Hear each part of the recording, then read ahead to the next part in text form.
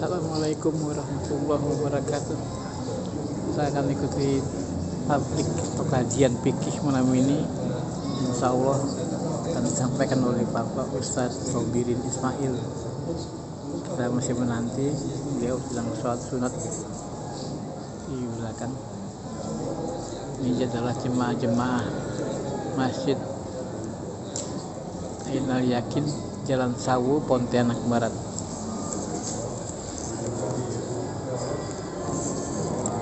Lumayan ada 30 orang yang hadir.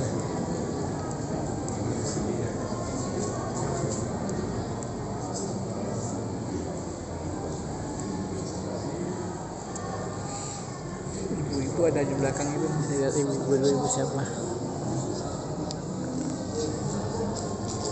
PRT guys, sedikit PRT.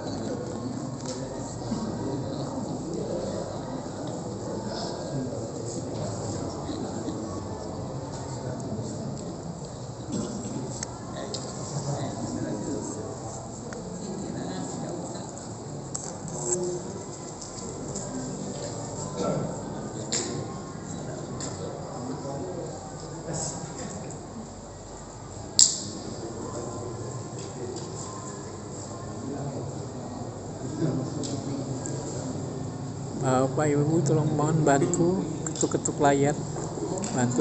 layar, ya, tap layar ya. Saya sangat mengharapkan tap layar. Alhamdulillah.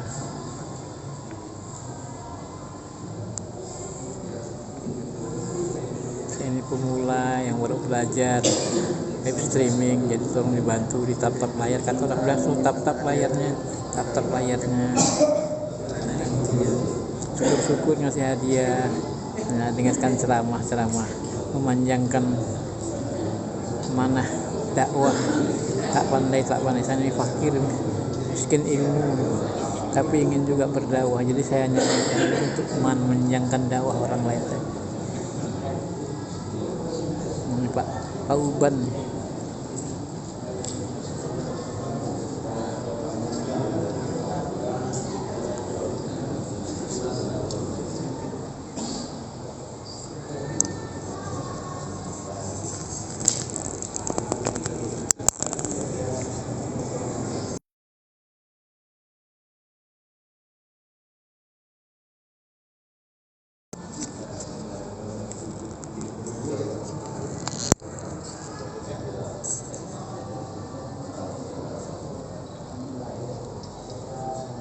Bantu tap layar ya, Bapak Ibu, tolong bantu tap layar. Ayo tap layarnya. Terima kasih sudah bantu kami di Masjid Ainal Yakin, Jalan Sawu, Pontianak Barat, Kalimantan Barat. Sedang menunggu Pak Ustadznya, sedang sholat, mungkin sholat agak terlambat datangnya. Sholat Pak Ustadz Sobirin Ismail, SHI, Sarjana Hukum Islam.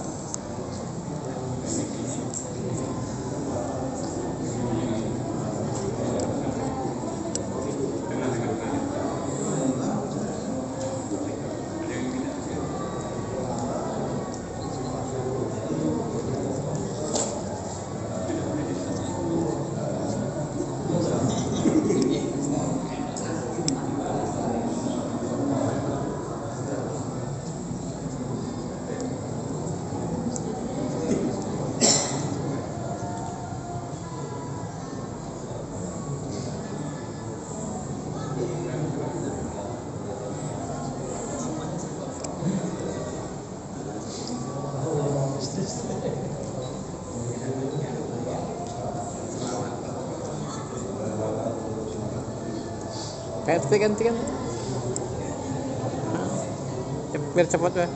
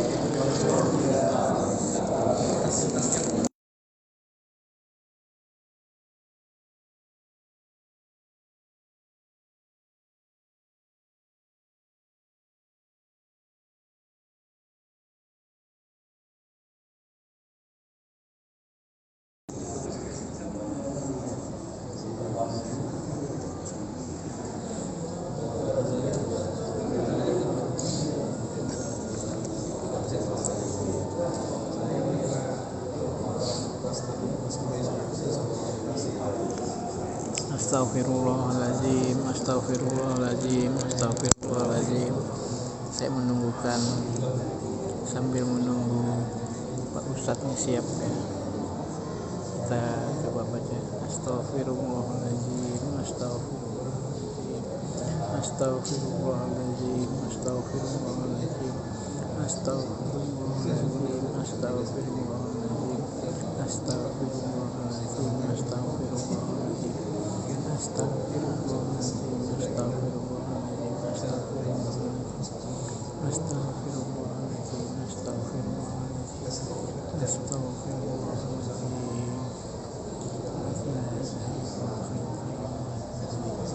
Bismillahirrahmanirrahim. Wallahu ahad, Allahu samad, lam yalid walam yulad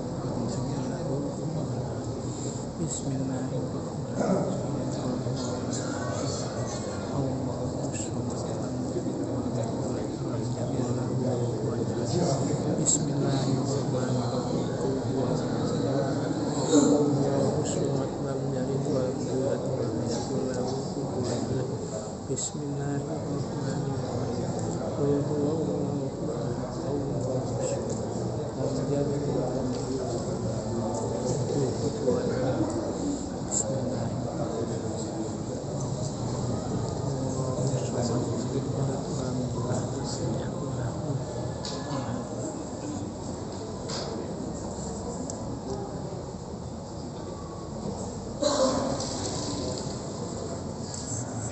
Bismillahirrahmanirrahim. Assalamualaikum warahmatullahi wabarakatuh. أود التعلم والتعليم والإفادة والاستفادة والتدبر والتذكير والنفع والاتباع والحث على التمسك بكتاب الله وسنة رسول الله والدلالة على الهدى والدعاء إلى الخير. اللهم صل على سيدنا محمد الفاتح لما أغلق والخاتم لما سبق ناصر الحق بالحق الهادي إلى صراطك المستقيم وعلى آله وصحبه حق قدره ومقداره العظيم. سبحانك لا علم لنا إلا ما علمتنا إنك أنت العليم الحكيم. رب اشرح لي صدري ويسر لي أمري واحلل عقدة من لساني يفقهوا قولي. صلى الله على سيدنا محمد وعلى آله وصحبه وسلم. الحمد لله رب العالمين. الحمد لله رب العالمين وبه نستعين على أمور الدنيا والدين.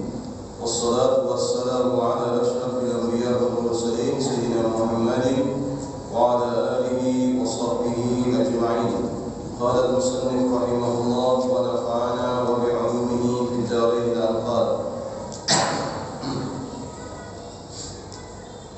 ويستحب ذكر عدد الركعات والإضافة إلى الله تعالى والأداء والقضاء ويجب أن يقرن النية بالتكبيرة.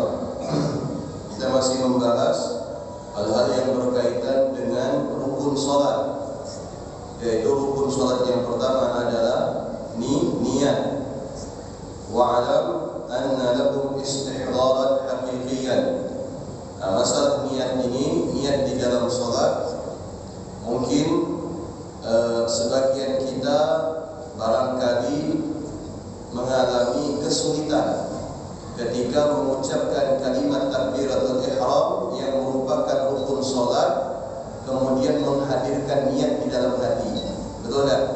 Agak kesulitan, bingung Pak Ustaz, mau fokus ke takbiratul ihram atau fokus kepada niat.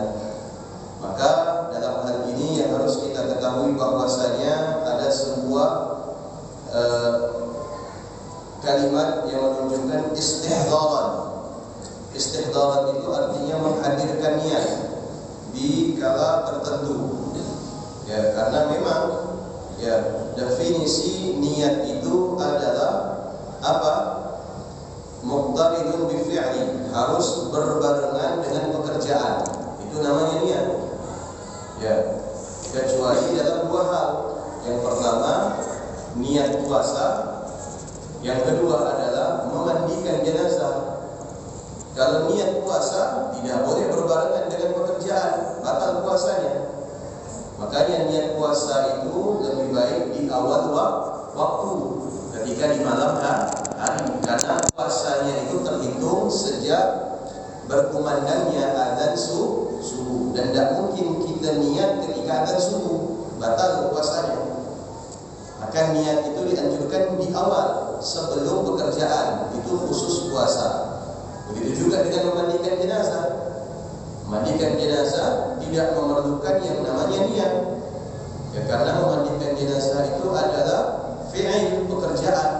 Jadi tanpa niat sekalipun tetap dihukumi sah. Ya.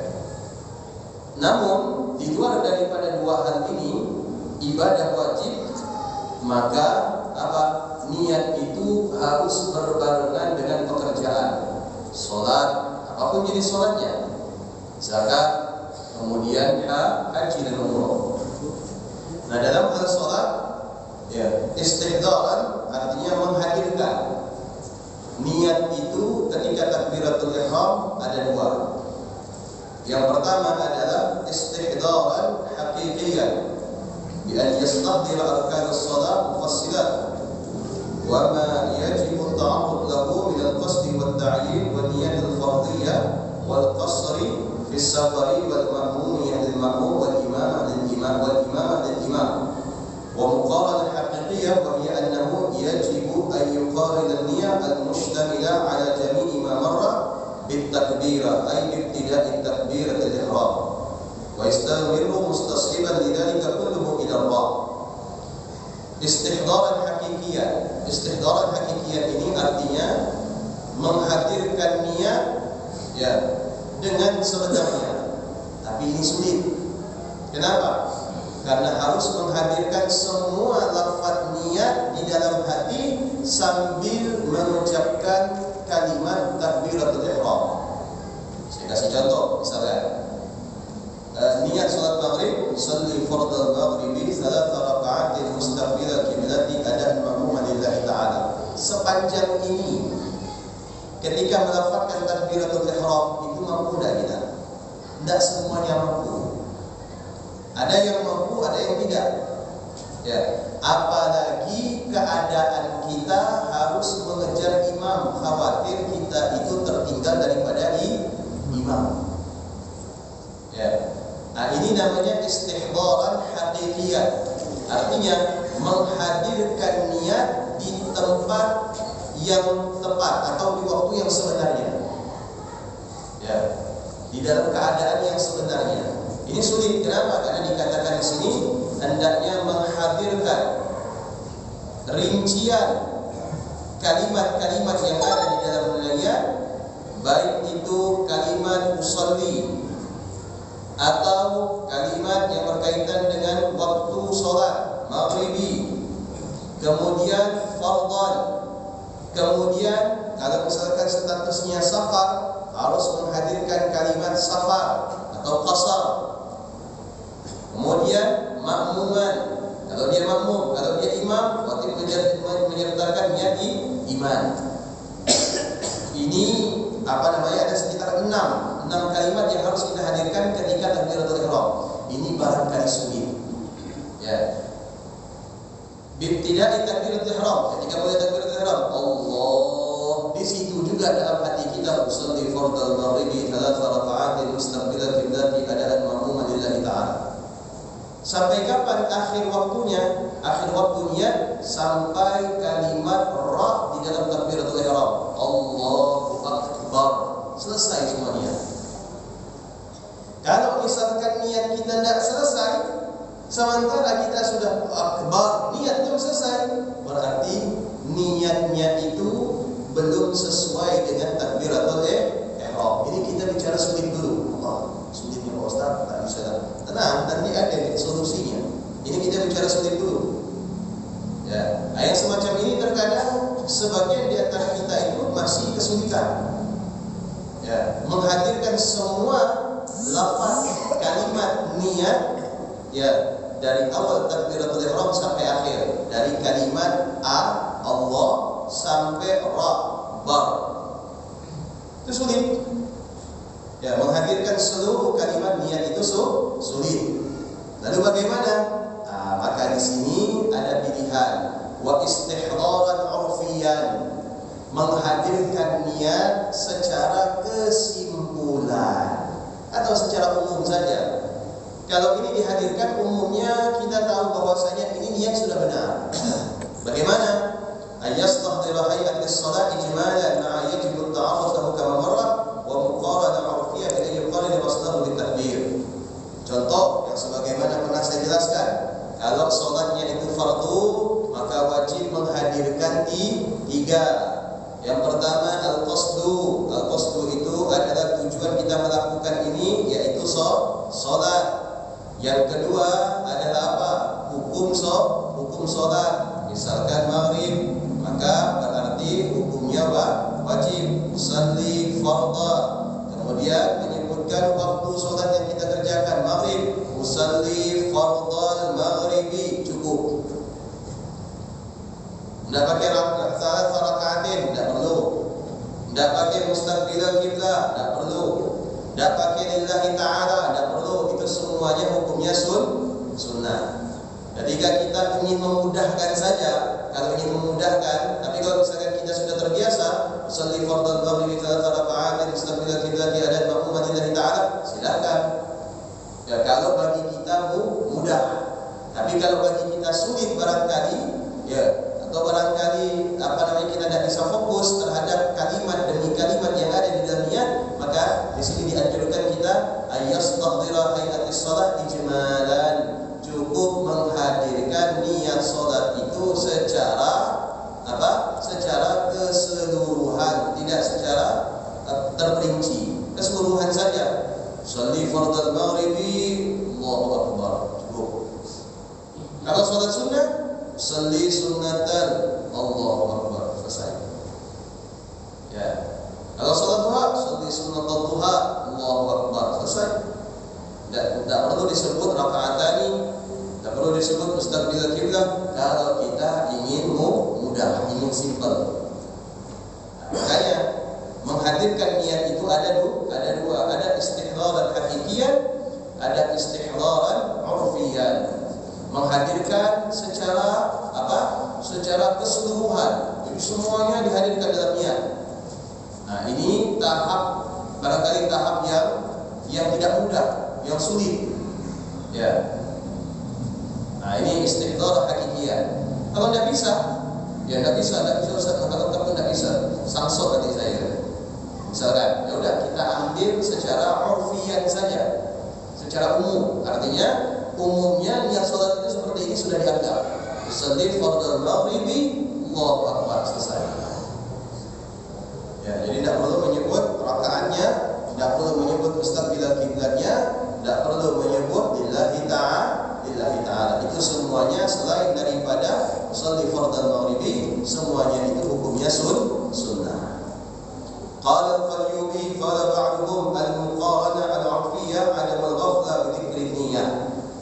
Al-Imam Qalyubi mengatakan bahwasanya al-muqaranah al-'urfiyyah, membarengi niat dengan takbiratul ihram secara umum, supaya apa? Supaya meniadakan sesuatu yang dapat melalaikan kita. Nah, makanya niat itu ditempatkan di takbiratul ihram, supaya ketika kita takbiratul ihram adamul ghaflah, tidaklah lalai. Kalau niat itu tidak di dalam takbiratul ihram, takutnya kita nyebut Allahu Akbar tetapi pikiran kita kemana-mana. Nah, mulutnya Allah, tapi yang dipikir apa? Yang dipikir cicilan, yang dipikir tunggakan, yang dipikir pekerjaan, yang dipikir kopi. Ini bohong, aku udah masuk ke dalam belum ya? Lupa tadi maghrib. Betul kan? Ini apa nama? Gulungan ayam tu apa? Gelondong tadi ke mana lagi? Betul tak? Ya kan? Apa dia lupa? Allah tadi bukan kunci stang belum ya? Allah sendal tadi simpan depan ke samping, depan tidak pastilah. Makanya dihadirkan niat ketika takbiratul ihram supaya kita tidak lalai. Ustaz, apa niat hendak di awal aja sebelum sholat? Ngapa harus ketika sholat takbiratul ihram? Masalahnya ketika niat itu diletakkan sebelum sholat, khawatir ketika sholat kita itu lalai daripada niat, lalai daripada niat yang sesungguhnya. Makanya ketika takbiratul ihram dihadirkan niat, wajib untuk menghadirkan niat supaya kita itu tidak lalai. Nah, coba kita lihat bagaimana sholat ini menjaga kelalaian kita, menjaga agar kita tidak lalai, menjaga kekhusyuan kita. Dapat takbiratul ihram itu maknanya dalam, tapi kenapa harus dimuat? Dimasukkan dengan niat supaya dari awal sholat kita itu tidak lalai. Tapi kalau awal sholat saja kita sudah lalai, itu alamatnya apa? Setelah itu akan lalai seterusnya sampai kepada salam.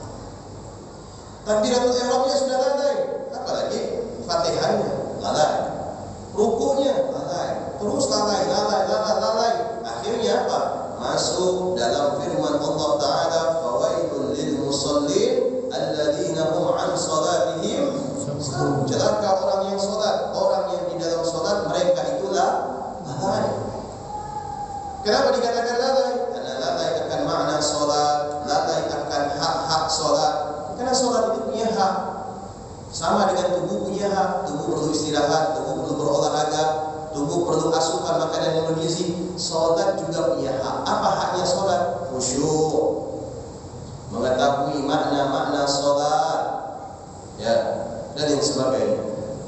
Makanya niat itu dihadirkan ketika takbiratul ihram. Ketika niat dihadirkan di saat takbiratul ihram, maka di saat itu juga konsentrasi kita akan fokus kepada niat. Satu persatu, usolli fardal maghribi 3 raka'atin mustaqbilal qiblati adaan ma'muman adaan imaman lillahi ta'ala. Usolli fardal isya'i 4 raka'atin mustaqbilal qiblati adaan ma'muman adaan imaman lillahi ta'ala. Ketika kita mengucapkan kalimat takbiratul ihram, maka kita akan fokus kepada niat. Hal takbir ma'a badlil majhud. Ketika takbir serta kita akan mengorbankan segala-galanya untuk fokus kepada niat. Yang kita korbankan itu apa? Pikiran. Yang kita korbankan itu apa? Tenaga. Yang kita korbankan itu apa? Waktu. Semua yang kita korbankan ini, segala sesuatu kita itu usaha tertumpu kepada niat. Nah, itu diantara hikmah dan niat solat itu ketika takbiratul ihram. Al-murad biha al-iktifa bi istihdari ma marra fi ayyi juz'in min at-takbir awwaluhu au wasatuhu au akhirahu. Di antaranya adalah al-iktifat, agar mencukupi biistihdari ma marra fi ayyi juz'in min at-takbir, agar mencukupi segala sesuatu yang termuat atau bagian daripada lafaz takbir, baik di awal, baik di pertengahan maupun di akhir. Walaupun kita tidak sampai akhir, tapi cukup di awal kalimat takbiratul ihram, Allah, niat kita sudah cukup, akbar, tidak sampai niat kepada kalimat takbiratul ihram akbar, maka sudah cukup. Ya, misalkan Allah, dalam hati kita bilang begini, saya niat salat maghrib, saya niat salat maghrib lillahi ta'ala, akbar. Berarti akbarnya itu tidak ada lagi niat, karena sudah selesai di kalimat Allah, cukup. Atau di kalimat Allahnya tidak ada, tapi di kalimat akbarnya sudah cukup niatnya, itu sudah cukup. Jadi tidak mesti dari Allahu Akbar sepanjang itu harus niat, tidak mesti. Kalau kita mampu menghadirkan niat di dalam kalimat Allah, cukup. Di dalam kalimat akbar, cukup. Yang terpenting bahwasanya kita menghadirkan niat di kalimat takbiratul ihram, baik di awal, baik di pertengahan, baik di akhir. Karena kita semua keadaan sholat tidak sama. Ya, ada orang yang barangkali lalai di awal, di pertengahan dia baru niat Allah, baru ingat, belum niat, langsung dia niat akbar, kalimat akbarnya baru dia memulai niat, sah. Atau barangkali ada orang yang memang benar-benar lupa, sehingga ingatnya itu di akhir, bukan lagi tapi kalimat bar. Di dalam kalimat bar itu dia bisa menguatkan niat di situ, sudah cukup. Ya, menghadirkan niat itu sudah cukup. Paham tak kira-kira? Jadi tidak mesti sepanjang kalimat Allahu Akbar. Boleh di awal, boleh di pertengahan, boleh di akhir. Paham ya? Kalau tidak bisa bahasa Arab, Ustaz, bahasa Indonesia. Dah, bahasa Indonesia, saya sholat fardul maghrib, cukup. Saya sholat fardul isya, cukup.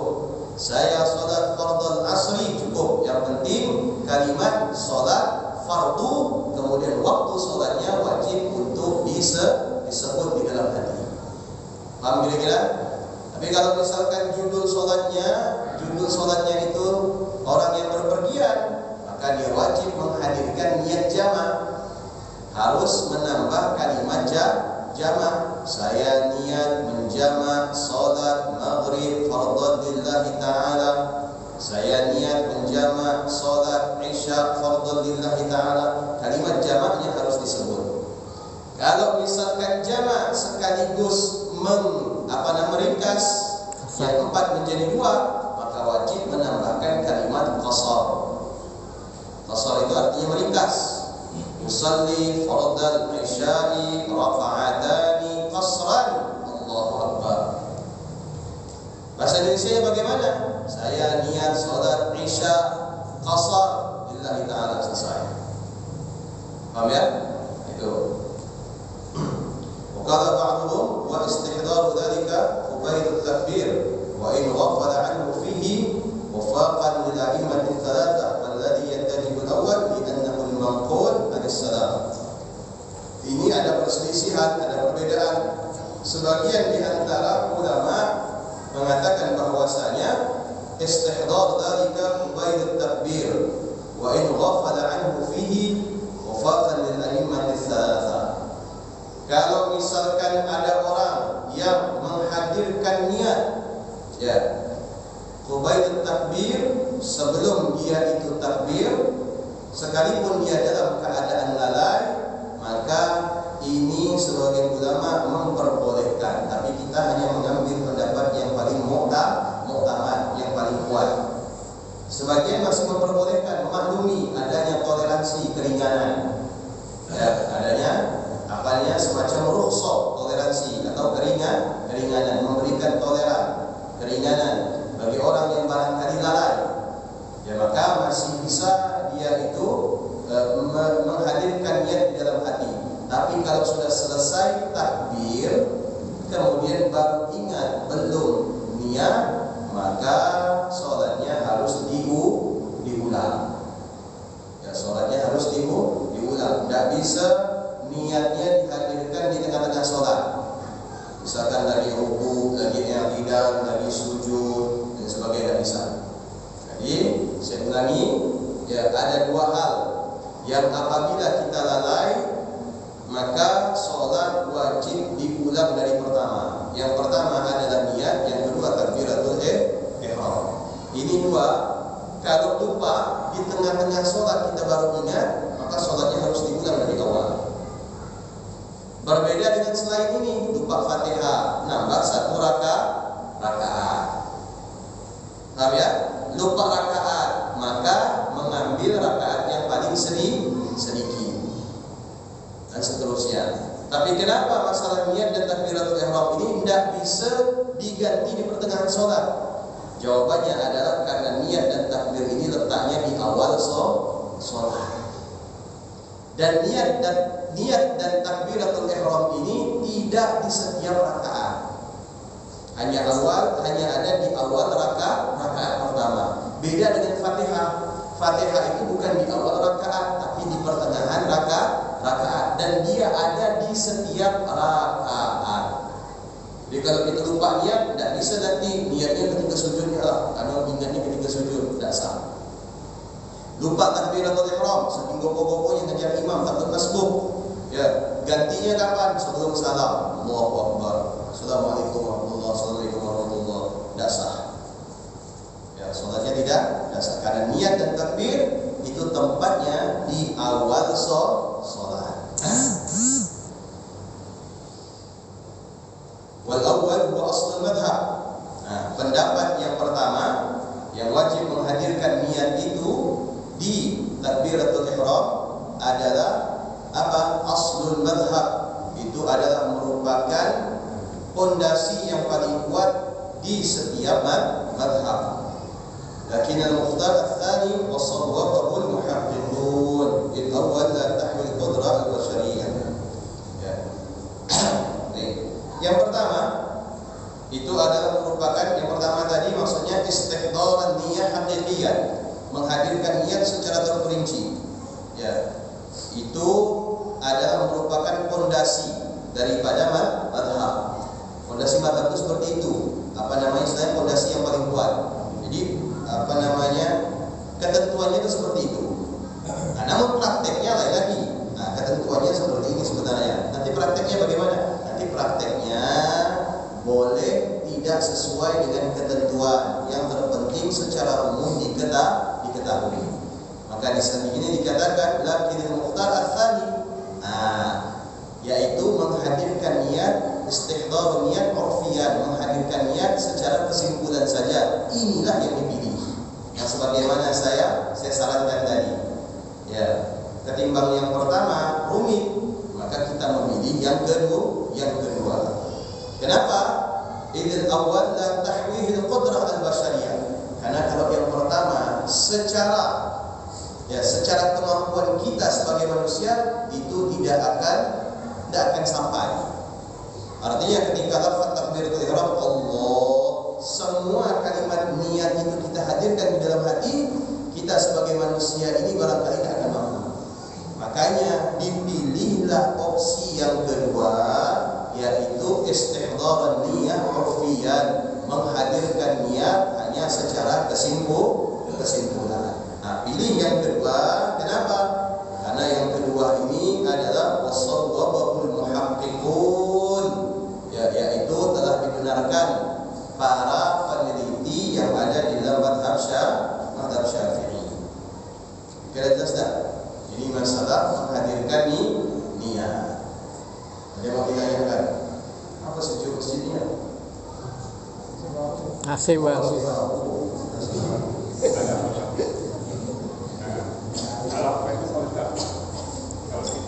Apa AC baru di sana sebagai doa selamat?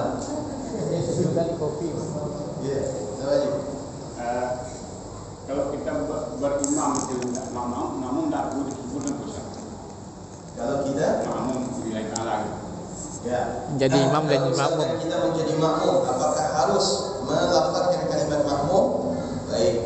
Maka tidak harus melafazkan makmum, karena cukup mengikuti imam itu sudah masuk syarat sah sebagai makmum. Karena syarat sah sebagai makmum itu diantaranya adalah mutaba'atul imam, yaitu harus wajib mengikuti imam. Jadi kalau kita tidak lafaz makmum sekalipun, maka tetap kita dianggap sholat berjamaah. Kalau niatnya dalam hati harus bahasa Arab, Bahasa Indonesia boleh, bahasa daerah boleh. Yang penting dimengerti. Ya boleh, yang penting mengerti. Sahajo aku sholat, misalkan sahajo ambo sholat, padahal kan. Pak, tapi kan sholat tidak boleh pakai bahasa Indonesia, Pak. Dalam hati. Kalau apa tidak boleh bahasa Indonesia. Kalimat takbiratul ihram diganti bahasa Indonesia. Ada orang Padang, Allah Akbar. Mana begitu? Ada orang Madura, Allah masih raja. Kalau dalam hati boleh. Di dalam sholat yang memakai bahasa masing-masing dalam hati boleh. Tapi melafazkan itu yang tidak boleh. Namun bagi orang yang kesulitan melafazkan bahasa Arab, boleh dengan bahasa daerah. Itu kalau kesulitan. Tapi kalau dia tidak sulit, tetap wajib harus menggunakan bahasa. Ya.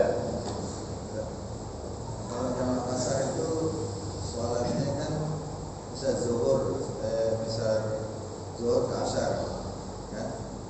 Apa yang disebutkan jamaah asar itu bisa Disebutkan zuhur ke asar atau asar ke zuhur. sebaliknya juga lah. Oke, kalau misalkan zuhur dikerjakan di waktu asar, disebutkan dua-duanya. Ya, saya mengerjakan sholat zuhur di waktu asar, berarti ini jamak takhir. Mengerjakan sholat zuhur di waktu asar atau menjamak. Jangan mengerjakan, menjamak. Saya jamak sholat zuhur di waktu asar. Nah itu. Atau asarnya dikerjakan di waktu zuhur, berarti jamak takdim. Saya sholat asar, saya menjamak sholat asar di waktu zuhur. Kalau misalkan diringkas, ya 2 rakaat, berarti harus menyebut qasar. Kalau tidak ngerti, disebut saja ringkas. Karena qasar itu artinya meringkas, memangkas.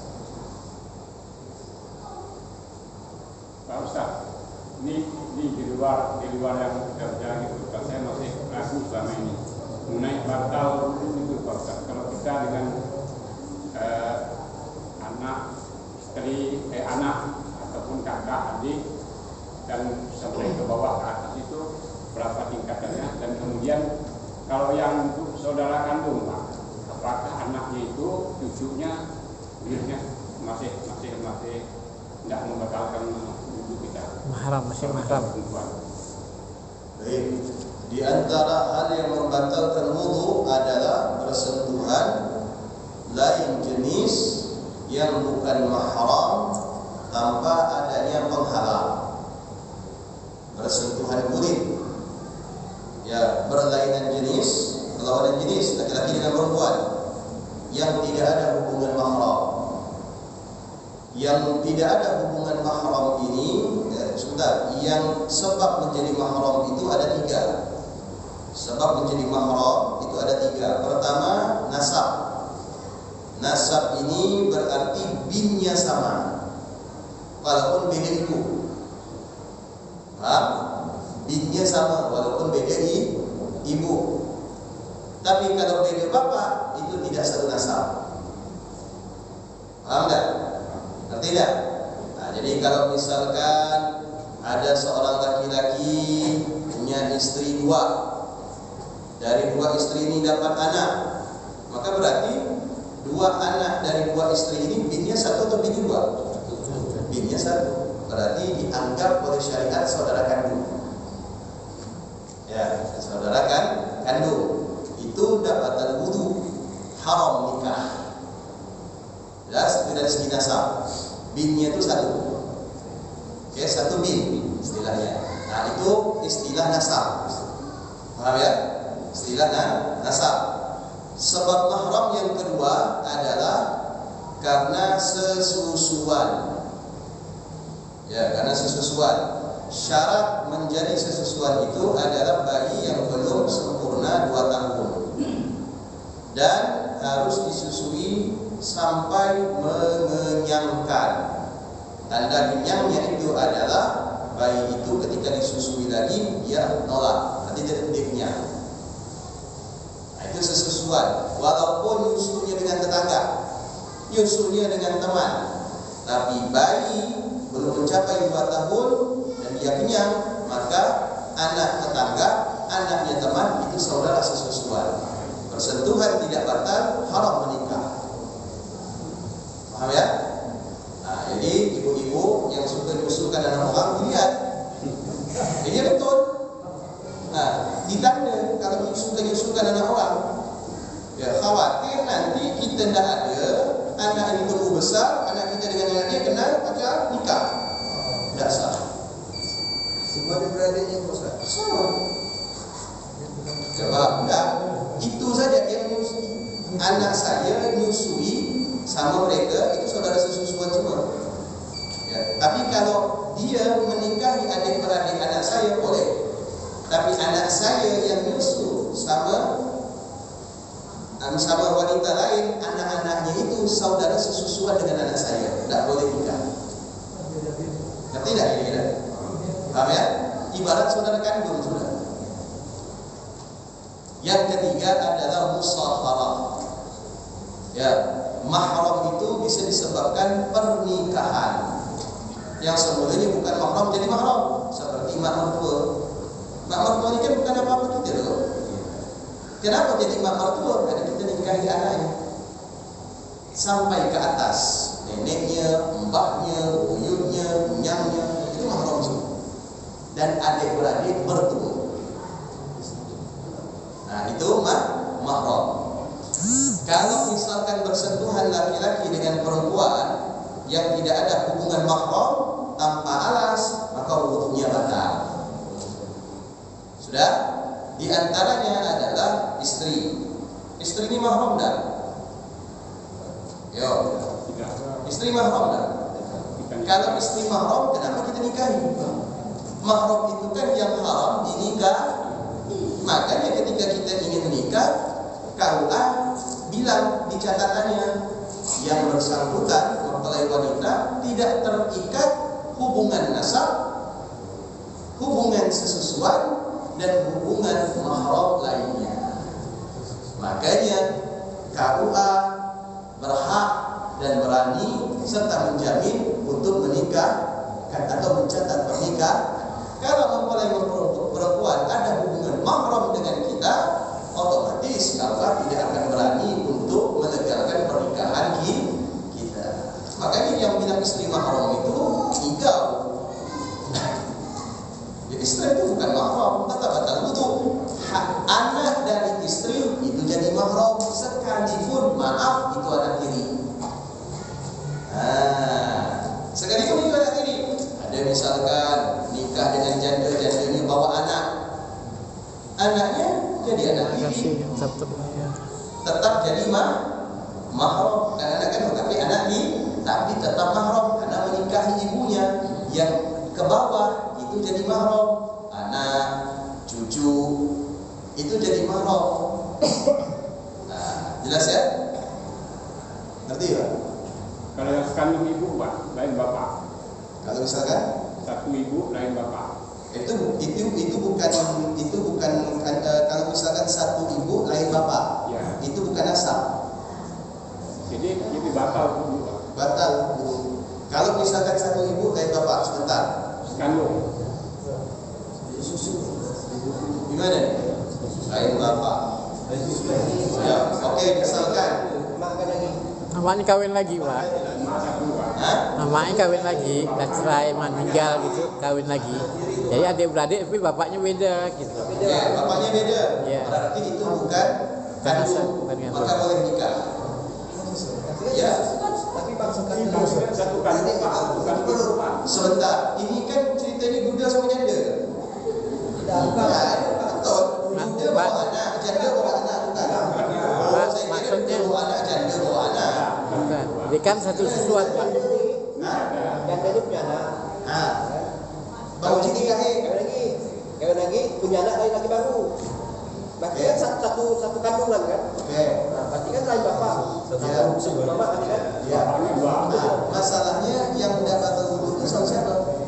Antara anaknya. Antara anak Pak. Anak dengan anak. Ya. Baik. Kalau misalkan istri, ya kan, menikah dengan A, dapat anak, meninggal suaminya, menikah dengan B, dapat anak. Iya. Bagaimana status anaknya? Ya, anaknya ini anak istri dari satu yang pertama kan? Tapi bukan dikatakan anak kandung dari suami. Anak kandung dari istri. Nasabnya berbeda. Kalau misalkan, maaf ya, kalau misalkan si suami itu punya anak, itu boleh nikah karena nasabnya beda. Tapi kalau misalkan istri ini dari suami pertama dapat anak, dari suami kedua dapat anak, apakah batal wudu antara laki-laki dengan perempuan? Jawabannya adalah batal tak? Batal tak wudu? Batal. Tidak batal wudu. Ya, tidak batal wudu, tidak batal wudu. Ya. Kalau ini Pak, kalau anak dari saudara kita Keponakan. ya makan bapaknya lagi sampai cucu dan sebagainya. Kalau keponakan saya itu mahram. Ya. Tapi kalau istri keponakan saya, misalkan saya punya keponakan terhadap istri, itu bukan mahram. Artinya, saya punya keponakan, ya keponakan sama saya tetap mahram karena anak daripada saudara saya. Tapi keponakan saya dengan istri saya itu bukan mahram, khususnya laki-laki. Kalau laki-laki itu banyak bersentuhan dengan istri saya batal wudu. Anaknya lagi Pak.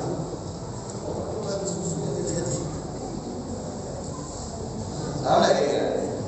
Paham? Anaknya Pak gimana Pak? Anak dari saudara kita, cucunya gitu. Iya, tetap mahram. Kita malah kayak Mahram kan tidak boleh menikahi keponakan sendiri. ya. Cucu Sudah. Wallahu a'lam. Bismillahirrahmanirrahim. Subhanakallahumma wa bihamdika asyhadu an la ilaha illa anta astaghfiruka wa atubu ilaik. Assalamualaikum warahmatullahi wabarakatuh.